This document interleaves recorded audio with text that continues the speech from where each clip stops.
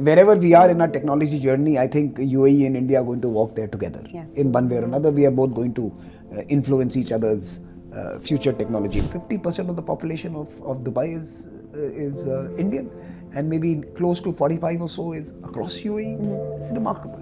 Even I didn't realize that. You never realize it until you see it. I can, without any hesitation, say that the India-UAE partnership is the hottest stock on the global stock exchange. I think the last 10 years, the transformation you have seen in the political content, in the economic and business relationship, in the relationship between our cities and our peoples, is huge. Yesterday I was going back to my hotel and we were celebrating the opening of IIM Ahmedabad Dubai campus. The previous month you had IIT Delhi in Abu Dhabi. You have ORF Middle East in the World Trade Center. So in some sense, our leaders are wise. Radicalism and radical groups and radical action can harm everything. Let's not be foolish and naive about it. International relations can be harmed, brotherly relationships can be harmed, friendly relationships can be harmed. We need wise leadership who looks above all this. So I think we know, for example, in the instance of UAE or India or Saudi Arabia or India, they know that yes, we may have our largest population might be Hindu, your largest population might be Muslim, but look, we are serving our people and our region. Yeah. And religion is a pursuit that must be encouraged and nourished. And we do that. We celebrate our festivals. We celebrate our temples. We are not saying that you can't do this. We like to celebrate all forms of religion. By the way, in both UAE and in India, right? We celebrate all our festivals together as communities. There's celebration of being a community, and yet national responsibilities of economic growth, of infrastructure, of progress for our people is what drives national policies, international relations. Our best friends come from very diverse backgrounds. I have just named a few of them: Indonesia, Singapore, UAE, Saudi Arabia. You will not find a common pattern linking them up. You don't choose your neighbors, you celebrate with them. The misconception about the UAE-India relationship that you hope people would understand more, because I know that I cannot see the UAE without India. They coexist hand in hand. And like we had a conversation earlier, that we have many similar traits, many similar cultural morals and values. But misconception in India or in UAE or globally? Globally. And in India and in the UAE. Okay.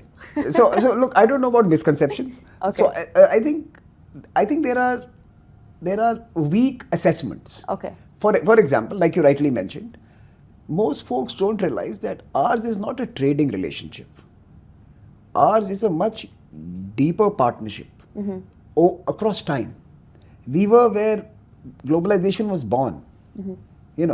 The traders in this part of the world and the merchants in our part of the world were connected by the magic of monsoons.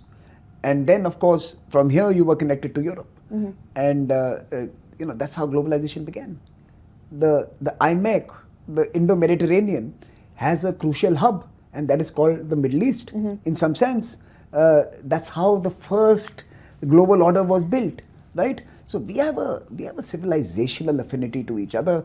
I always say this with seriousness and as a good line, that every Emirati family has India in their history, from hospitals to schools to travels to Bollywood to holidays. They would have India in their life. And what is equally true is that every Indian family going ahead will have an Abu Dhabi or Dubai in their life. So we are connected across time through the journeys we have taken. That's the link. So that's the misunderstood. Yeah. We are not a $100 billion relationship or a partnership for connectivity or trade. We are a partnership of hearts and minds and of histories. We are connected by hearts, minds and histories, and we will be walking together. So I used to always joke and say that London is my favorite Indian city. That's no longer true. Dubai is the finest Indian city, and Abu Dhabi is going to be the innovation hub that will define India's future. So that's one way of looking at it. So that's not necessarily understood the depth of our relationship. The second misunderstanding is, I think people don't realize the transformation of India's participation in modern UAE. from the blue collar workers in the past to those who are now sitting on the top floor of the big enterprises. There's a huge transformation. Roles that were typically reserved for Europeans and Americans today are now equally being, in many ways offered to and are seeing the presence of Indian leadership, right? CEOs and CEOs and the C-suites in big enterprises, be it the ports and infrastructure companies, be it some of the biggest financial institutions. You see the transformation of India's role in UAE's life. I think it's not necessarily understood that India today is part of the entire spectrum of the UAE society.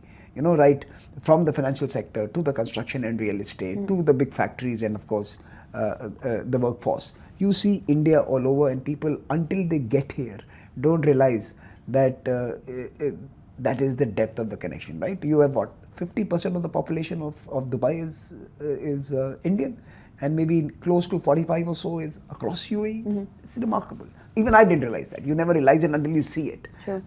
And most importantly, and people will hate me, but barring Delhi and perhaps Bombay, there is no Indian city with better Indian food than Dubai. I know many people are going to go crazy when they hear this, but it's true. The best Indian food very soon will now be found in Dubai and Abu Dhabi, and Indians up your game. Otherwise, the best food is going to be here. I think that's something that's understood.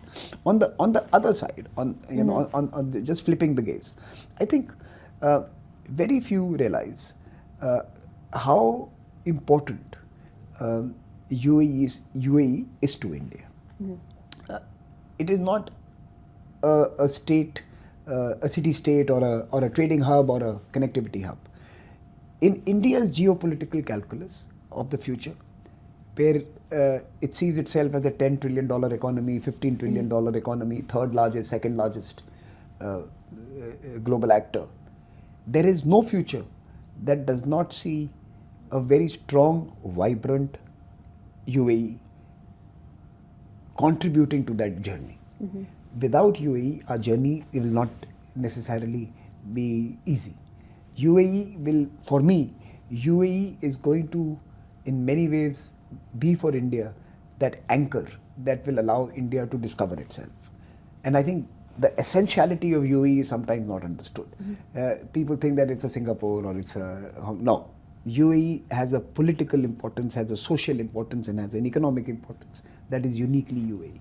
A topic we talked about before this question was technology.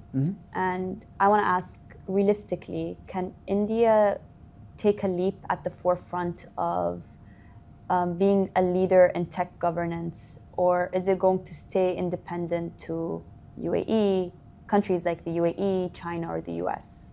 Look, if we are partnering with UAE, that's a good scenario. So I think that is the given.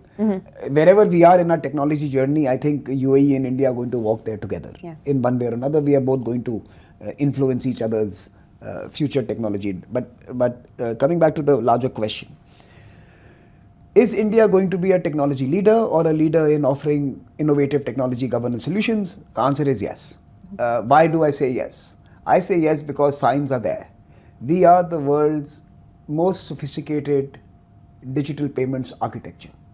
We needed to reach billions of Indians and empower them and open bank accounts and include them in our financial institutions. And we did it using technology, and we did it faster, and we do it at a scale unprecedented.